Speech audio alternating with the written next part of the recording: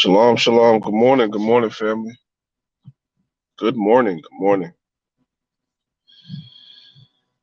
Welcome to another edition of Maccabees TV Road Rage. It's been a long time since I did one of these. It's been a long time since I did one of these. I'm really doing it because I don't want to fall asleep. I got to work really early and I don't want to fall asleep. So I said, let's see who's up. I know a lot of y'all are still sleeping. And, you know, when I was doing them like about a month or two ago, it was starting to grow. I was finding a lot of people were actually up with me at that time of the morning, but then I kind of fell back from doing them a little bit. So I'm gonna have to build y'all up again, man. It's about 4:30 in the morning, and I'm here, by the job. I took the early drive down.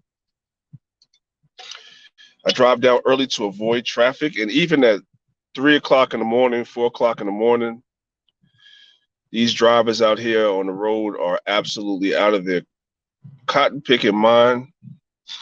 Some of you truck drivers, I got a few brothers that drive trucks. I salute you, brothers, because you're like the life. You brothers that drive trucks are like the lifeblood of everything, right? Without the truck drivers, there'd be no food in the supermarkets. There'd be no uh, products that you need at Walmart or Dwayne Reed or ShopRite.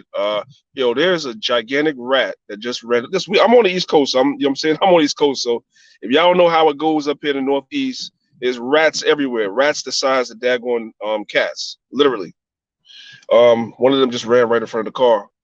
Sidebar: if you've never seen, like, if you own cats in New York, certain parts of New York and the Bronx, those that know will tell you, if you own cats, certain parts of the Bronx, you gotta be careful. You can't let your cat outside, something like that, because the rats will kill the cats. I've seen rats kill cats and kittens. Absolutely. I'm telling you, these rats have no fear over here. I'm just letting you know. Anyway, what was I saying? Yeah, I was saying shout out to the truck drivers because you guys keep the shelves full, right? However, I've complained about it before. I'm just gonna vent again. Some of you truck drivers, man, you are very disrespectful.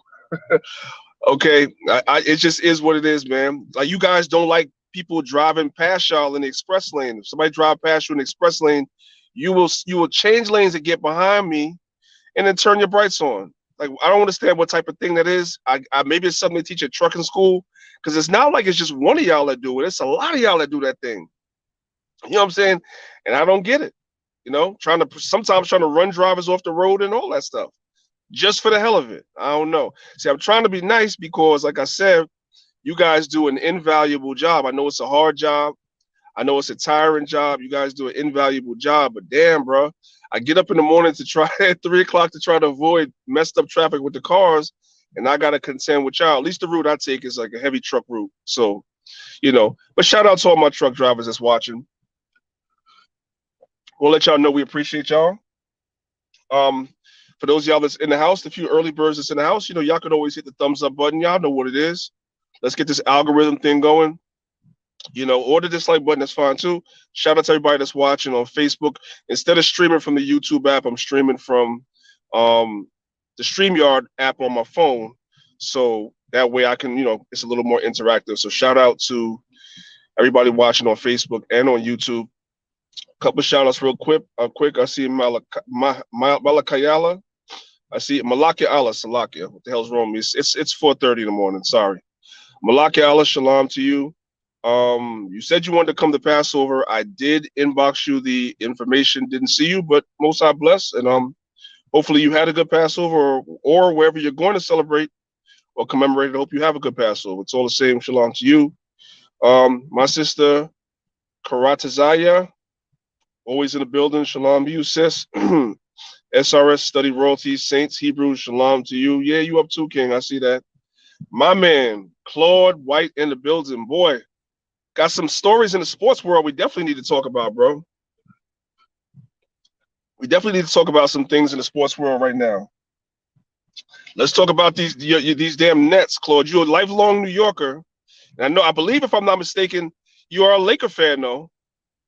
So what you think about them Nets? Especially with LeBron and AD down, what you think about them Nets, man? We gotta talk about that one day. We're gonna do some sports talk on this channel one day. One day. Okay, all praises. Um, Rapayala, or I'm gonna say Rapa'al, Bun Yashikar, shalom to you. Jermaine Staley, shalom to you. Okay, so you said you're planning on keeping Passover April 25th. That's fine, brother. I want to clear something up real quick, just so brothers know. I've been saying this for a while on this channel, so I'm gonna say it again. The reason why there are so many differences with the Passover dates, some camps keeping it in the end of March, some camps keeping it towards the end of April, is something called an intercalary month. There are some years that you have to add that intercalary month to keep the Passover in its season, because if you don't add the intercalary month, you'll wind up having Passover at the beginning of March. You know what I'm saying? And that's definitely not right. But there are some years you don't necessarily need to add in that intercalary or extra month because the Passover falls at a reasonable time. That's why even when you look at Zondervan's Bible Dictionary, it tells you Passover can fall late March, early April. That's what it says in Zondervan's Bible Dictionary, right? So this year we wound up having Passover March 26th. So that lines right up with what we read in Zondervan's and stuff like that. If we were to hold next year, if we don't add the intercalary, I'm talking about our camp and most of the camps that kept it on the 26th. You saw a lot of camps keep it on the 26th. If we don't add the intercalary month next year, Passover is going to be 11 days earlier. So it'll be the 20th, it'll be the 16th, it'll be March 15th next year. Based on when we had the Passover this year, March 26th, next year Passover will fall sometime around March 15th. No, wait, hold on. I said 11. Yeah, March 15th. That's too early. So we're already discussing and knowing that next year we'll have to add the intercalary month, and we'll be keeping Passover in April. So that's the difference. So the conversation is really why some camps added it this year, and some camps felt the need not to add it this year. That's the disconnect. But at the end of the day, brothers and sisters, as I always tell you, we're rehearsing the righteous acts, right? And yes, rehearsing does mean to repeat or to tell, but you repeat or tell somebody something so that they can what? They can do it. You know what I'm saying? That's the point. So yes, we are rehearsing the righteous acts. And like I say, I'm not contentious about stuff like that because, you know, when Hamashiach Yahushua is with us, then we'll have the perfect date, the perfect time, the perfect everything, and we'll all be on the same page. Me personally, I always tell you, I still will always side with Israelites that are law keepers.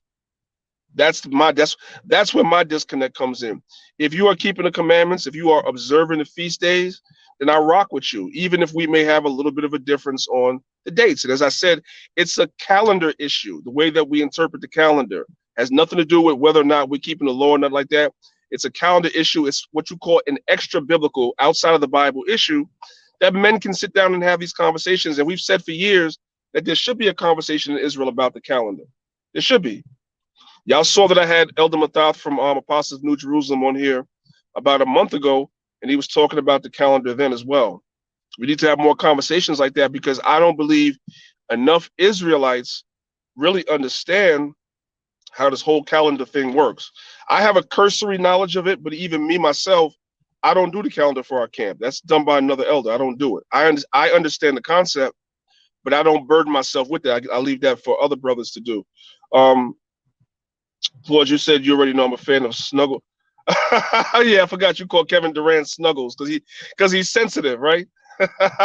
Always forgot, man. You call Kevin Durant Snuggles because he's sensitive. Kevin Durant is a sensitive guy. He's probably the most sensitive superstar that I've ever seen in sports. I mean, this dude is always on Instagram arguing with fans and stuff like that. I don't even understand how you got millions and millions and millions of dollars and you got time to sit around and argue with people like teenagers living in their mother's house somewhere. Like, I don't understand that. Then you arguing with this clown, Michael Rappaport. Michael Rappaport is one of those people that wears small hats. Y'all know the small hat people, right? You gotta be politically correct. We can't really say certain words. Michael Rappaport is what you call one of them small hat people. So Kevin Durant needs to be really careful because anything he says can and will be used against him. All right? Because the small hats are sensitive, right? Of Of course, you already know. You already know, Claude. By the way, family, y'all see me drinking. Y'all know I've been promoting this um the last couple of live streams. I'm drinking some more of this hibiscus, aka sorrel. I've been drinking a lot of this heavy, family, a lot of this heavy, and I'm also mixing it in with my bitter roots. Right, trying to stay up on my healthy stuff, family. Trying to stay up on my healthy stuff, and it's bitter thing. Y'all know I went into it live last time, so I won't right now. It's bitter as hell, bitter as hell.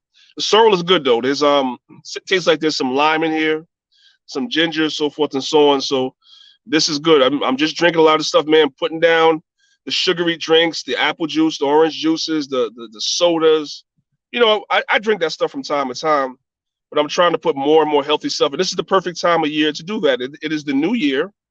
So what perfect time coming right off of unleavened bread to continue being healthy, you know what I'm saying, and introducing healthy stuff into your diet on a more consistent basis. And I am still on that unleavened bread. I still have not.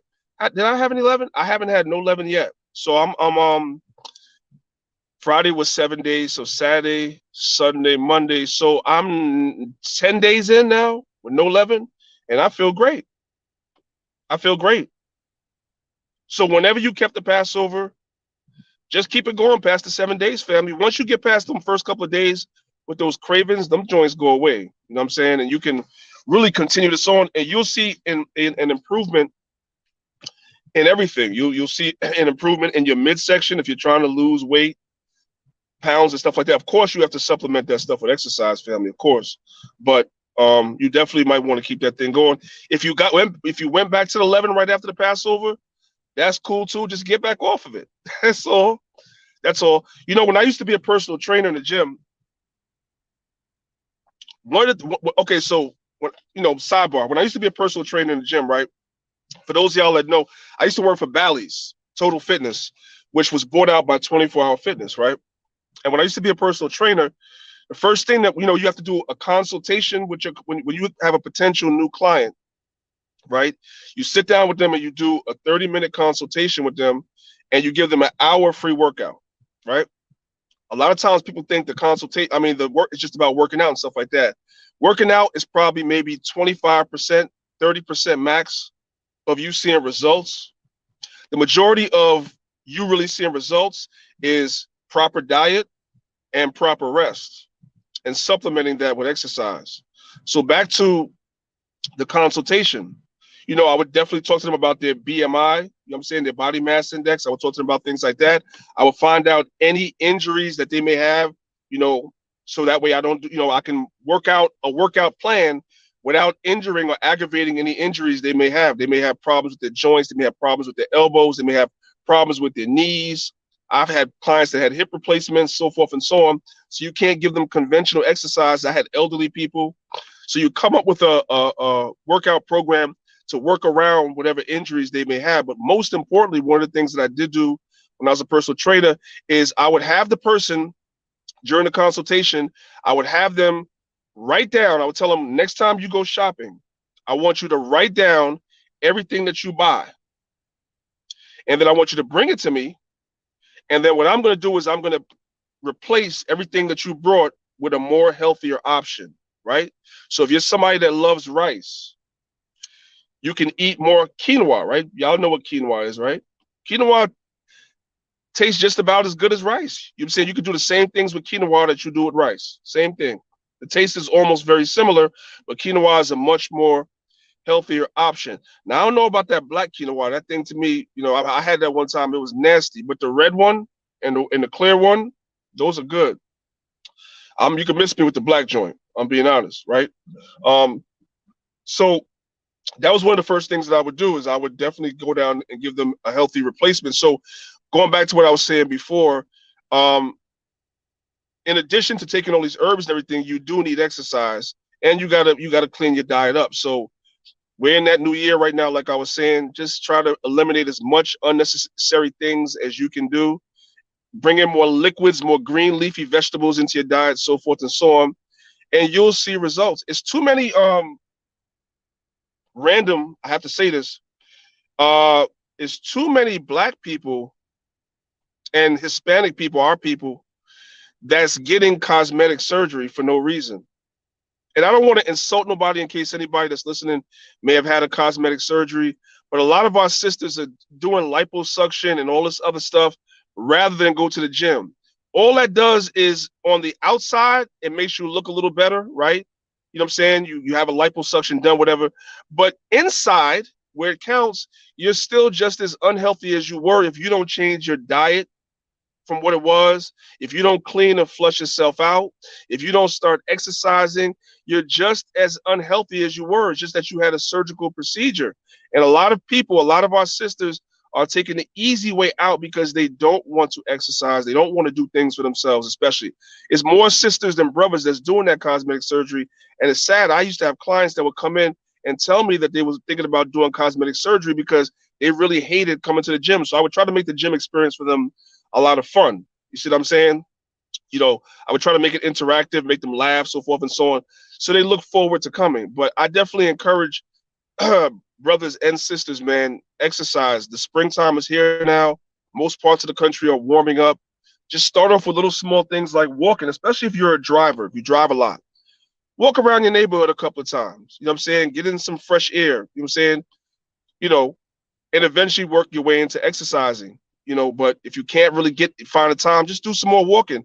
Like, for instance, the other day, I walked down the block to the store rather than driving. I live someplace where it's more convenient for me to drive there. But I walked just because I say to myself, damn, I'm always driving. Everywhere I go, I'm driving. So I walked, right? It's just little things like that will help you. You see what I'm saying? Atrophy sets in when you don't use a lot of these muscles that we have. We don't use them. Atrophy begins to set in, and then you're wondering why you're 40 years old and you're feeling lower back pain. You're feeling lower back pain not because sometimes you guys have an injury, whatever like that, stuff like that, but sometimes you're feeling that little pull in your lower back because your core muscles are weak because you don't use them. And your core muscles are, you know what I'm saying, your lower back, your gluteus maximus, right? Your hamstrings, all that stuff. You feel all the tightness in there because you're not exercising. You don't use that. You see, when you were a kid, you would go to the park, you'd be flipping upside down on the monkey bars, doing all that stuff like that. But as you get older, you move less and less away from recreational activity because you have more responsibility. And then when you start hitting your late 30s, your 40s, your early 50s, your body starts atrophying because you're not using these muscles and you haven't used them in a long time. You see what I'm saying? That's why sometimes something as simple as bending down and picking something up, you can pull your back or strain your knees because you're not using these muscles on a regular basis. So I'm just giving you brothers and sisters some encouragement. Some of y'all don't know, I used to have a YouTube channel where I was doing exercises on, and I got away from it, and I'm gonna bring that back as well. I think I'm gonna bring that channel back, and just as a way of encouraging brothers and sisters to get more into healthy options. I know sometimes brothers and sisters don't like going to the gym atmosphere. Me either. Y'all have heard my stories. When the Bally's talk, I'll tell y'all real quick because I think one of the guys is gonna pull up in 10 minutes, and I'm gonna go inside and take a nap. But when I used to work at Bally's Total Fitness, if you're familiar with New York City, everybody knows that below, let's say like 23rd Street and below, that's for the alphabet people, A, B, C, D, E, F, G people. You already know, right? So I was working. When I got hired by Bally's, they tell you what gym you're going to. You don't pick. So they sent me to the gym on 23rd Street in Manhattan, right? Yo, I had to, you know what I'm saying? I had to get transferred.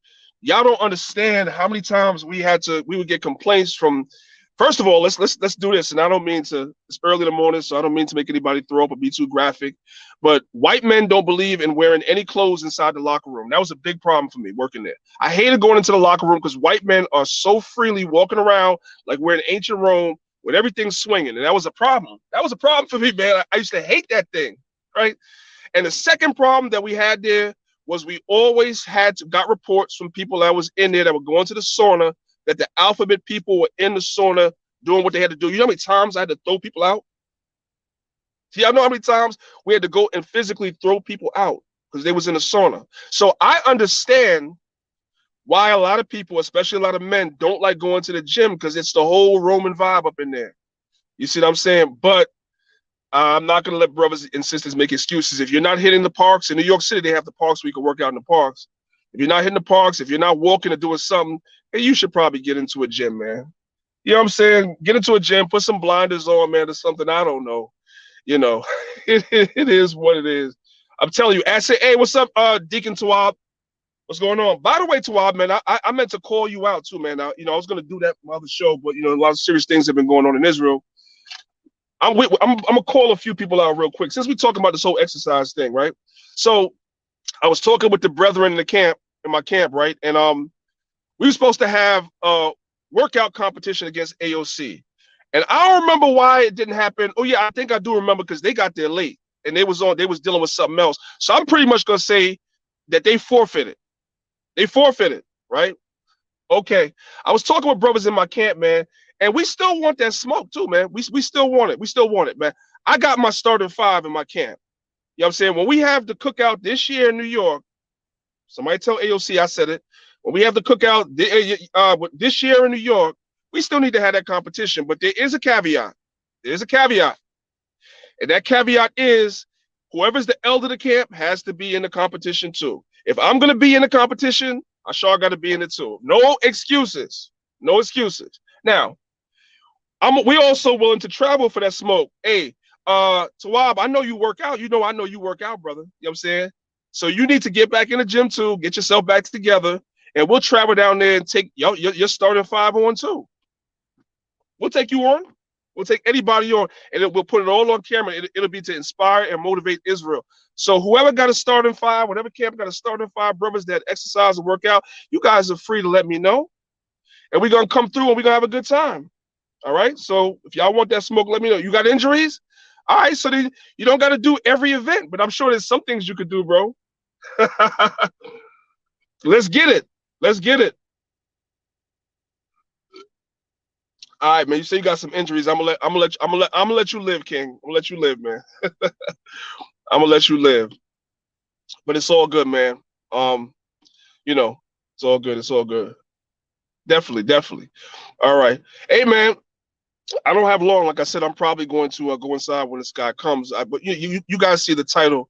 Have you brothers and sisters noticed that since his sleepiness has been in office, Jim Crow Jay has been in office, have y'all noticed the ratcheting up all of a sudden of all these mass shootings? What do you guys think that's about? He's only been in office about 90 days, if that, right? Somewhere around there. It feels like way longer, doesn't it? It's only been 90 days. Within 90 days, give or take, of being in office, you have had at least a couple of mass shootings. You didn't have none of that when, Trump was in office. None of that stuff. You have the ratcheting up of the military, making threats about bombing this one, that one, and the third one. You didn't have that, right? All of a sudden now, they eliminated half the English language. You have to use everything as a gender neutral term. You can't even use certain terms anymore. Just all types of abomination and chaos, man. The United States government giving money to countries like India, I believe it's India or Pakistan or one of those countries, to look into the transforming people. You know what I'm saying? Giving money. It's all types of craziness going on with this guy in office. It's all types of craziness going on. I call it the Democrats gone wild. Now, I don't give a damn about either party, but it's clear to me every time that you have a Democrat in office, all of a sudden you start seeing all these things because these guys are really the ones that's pushing the agenda. They're the smiling, happy face, but they're the ones pushing the agenda of the elites. That's what's happening. And what they want to do, as I've been mentioning to you guys before, for those of you that live in states that are legal to have firearms, they want to get rid of us, the general public, having firearms. So they're starting off, right, with firearms that really, for the most part, no crimes are committed with for the most part. They're starting off with what they call assault rifles, which are like the AR-15 and everything that's in that family, right? When you look at all the shootings that go on and the numbers, you start crunching the numbers, less than 10% of shootings happen with assault weapons. Most shootings happen with handguns. That's what most shootings happen with. Now, they're trying to get rid of the assault weapons, right? Then when they see the numbers don't go down, because they're not going to go down because the majority of crime is not committed with that stuff, then they're going to come for the regular handguns. That is the plan. That is the plan. So you brothers and sisters, just pay attention, to what's going on in the world, what's going on in the media, because you can clearly see that they're spinning an agenda. Just like There's a big debate in the Israelite community about the vaccines, right? You already know I'm not messing with it.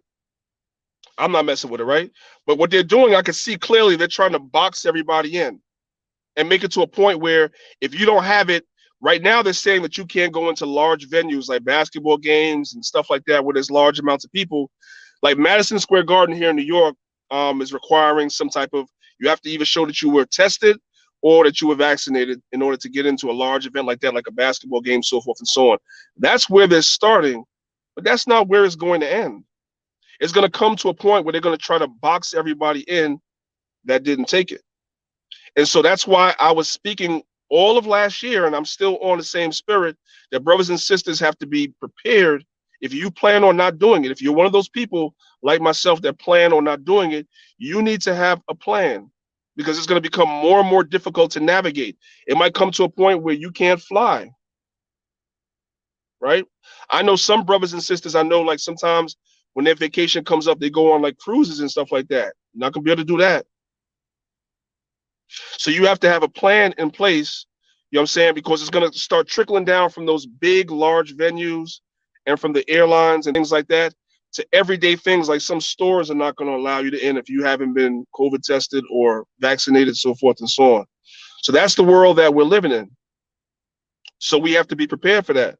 You know what I'm saying? We have to be prepared for that. You know what I'm saying? Because I hear a lot of brothers and sisters saying, I ain't going to do it and everything. But when the walls start closing in, then we're going to see. We're going to see. You know what I'm saying? My job, one of my jobs, because y'all know I have like 500. I'm Benjamin. I got like 500 jobs. One of my jobs already asked me, did I want to take it? It was voluntary, but they asked me if I wanted to take it. And because I work there, they're offering it to me for free, as though they're doing me a favor. Like, come on, since when are you guys doing me a favor? Since when have you guys cared about my health? I can barely get a day off when I'm sick. But you want to give me a free shot? Yeah, okay, I'll pass. I'll pass. But right now it's voluntary. But I'm not stupid. What they're saying is voluntary today. 6 months from now, they might tell me it's mandatory. So what am I doing in preparation for that time? You know what I'm saying? So I can make a decision based on what it is that I want to do, not what it is that they're telling me to do and I'm boxed in. So I'm telling you, brothers and sisters, the same thing. For those of you that's gonna, planning on sticking by your guns, you have to have a plan of action of what you're going to do when the time comes and they try to force you into taking the vaccine. If you don't want to take the vaccine, you have to have a plan. So I talk to all the time to, friends, people I'm close to, my family, so forth and so on, about what the plan is. And you should have a plan too. All right. Other than that, man, how's everybody doing? Hopefully everybody's all okay. Okay. Listen, Israel, last week was a tough week for the nation. Like the last week and a half has been a tough week for the nation. You know what I'm saying? Let's just keep all of us, everybody, all of us in prayer. Let's lift the nation up in prayer before the Father, right? Everybody just stay on the path. This is still the truth, right? Yesterday in the academy, shout out to the brothers that's in the academy. Yesterday in the academy, we did Revelation chapter 2 and chapter 3. And one of the things that you notice when you read Revelations 2 and Revelation 3 is that there were problems and issues with all the churches. But the consistent theme when you go through and read about those churches is they always had space to repent. Go read it for yourself. Whatever it is that they were doing, the Most High gave them the opportunity to repent, right? Such it is today. We know, according to Romans 15, verse 4, the scriptures say that which was written aforetime is for our learning. So even today, as I was telling brothers, we look around the Israelite community and we may see things in many different congregations or bodies that we might be like, well, that's off, right? But we have to also give our brothers grace and open the door for brothers to be able to come back and be a better version of themselves, because it's all about being a better version of yourself. That's why the scriptures say, examine yourself, right? Whether we are in the faith. And when you examine yourself, you take inventory of yourself. We will all find areas where we fall short. All of us know what those areas are. And we need to improve those things and become better versions of ourselves so that this truth can be represented in the way that we all want to see it represented in, right? Because those that hate us will only hone in on situations that will make us look bad, but not on all the good. How many Passovers were there last week? There were dozens of them, and they all were good. There was no issues. But the haters of Israel don't care about all the good stuff. They just hone in on the one thing that they can, try to make us look in a bad light. So we got to fix those things, but ultimately, we have to be a better version of ourselves in the long run. That's what we all should be striving for. That's what I'm striving for. The Bible says a just man falls. That's a just man falls 7 times and gets back up. Right? That's the most righteous amongst us. Is going to fall 7 times and get back up. And we know 7 is just a number for completion. We're all going to make mistakes. The longer you are in this truth, is the more that you're going to make mistakes. You're going to take your bumps, your bruises, and your scrapes, and you just got to wipe it off and keep it pushing, man. That's it. And you guys will see that, right? You guys will see that. And love our brothers and our sisters, man, and bear each other's burdens, right? That's what the scriptures say that we're supposed to do. The strong should bear the infirmities of the weak. If you see a brother or a sister overtaken in the fault, restore them in the spirit of meekness. That's what we have to do. Now, that's if they're contrite, right? If they're not contrite, if they're unrepentant, now we're having a different conversation. Okay? So that's pretty much it. I don't know, until the brother comes, I can, chop it up with y'all. If y'all whatever you guys want to talk about, you put it in the chat. If I have time, I will. I know he's supposed to be here in a minute. I'll sip on this hibiscus right here real quick. That dude just came around the corner like a bat out of hell. Listen, I'm not on YouTube because I'm on my phone, but I know how dirty sometimes y'all do me, man. Y'all need to hit that like button, stop playing, or the dislike button, either one. I don't care. Just hit something. Interact with the video. Amaris, shalom to you. Give us a couple other shout outs. Yahel, shalom to you. Well, my morning is okay, bro. It's just that I had a little bit of insomnia last night. I couldn't sleep, so I wound up coming to work and being here since 3:30 in the morning. So I'm all right. I'm all right. My guy is here now, so I don't start work until 6 o'clock. So I actually go inside and take a nap. So I think that's what I'm going to do. So family, I love y'all. I appreciate y'all as always. And yeah, let your brother Priest Dan go get a little sleep real quick, man. I'll catch back up with y'all soon. Most High bless everybody. Everybody be safe out there. I say shalom.